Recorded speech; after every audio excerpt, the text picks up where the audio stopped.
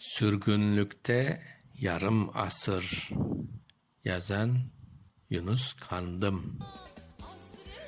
Sürgünlükte yarım asır.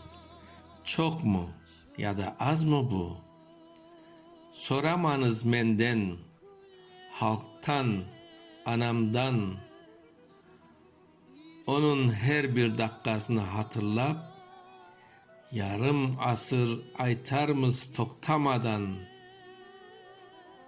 Azatlıknen birge kelip direlgen, sürgünlüknü em aytarmız, em cılarmız.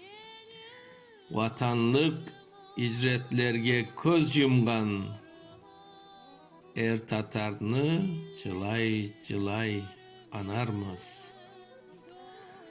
Bunu eşitip kara ipten tikilgen, yakası yok, kölmek gibi yatarsız.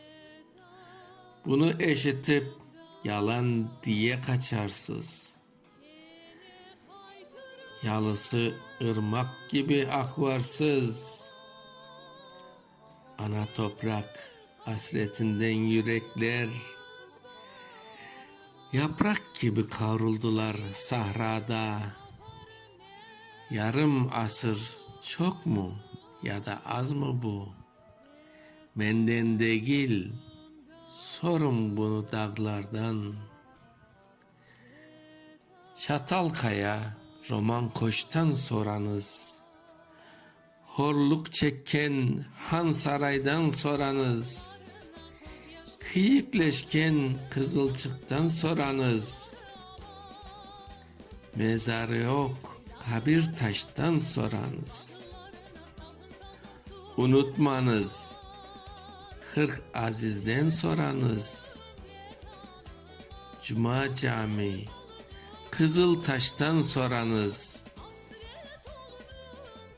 Vatanım dep şehit ketken Tatar'nın ruhu olmuş Çağlayan'dan soranız. Tatarlarını kurbanlıkka beslegen kanlı bıçak yavurlardan soranız.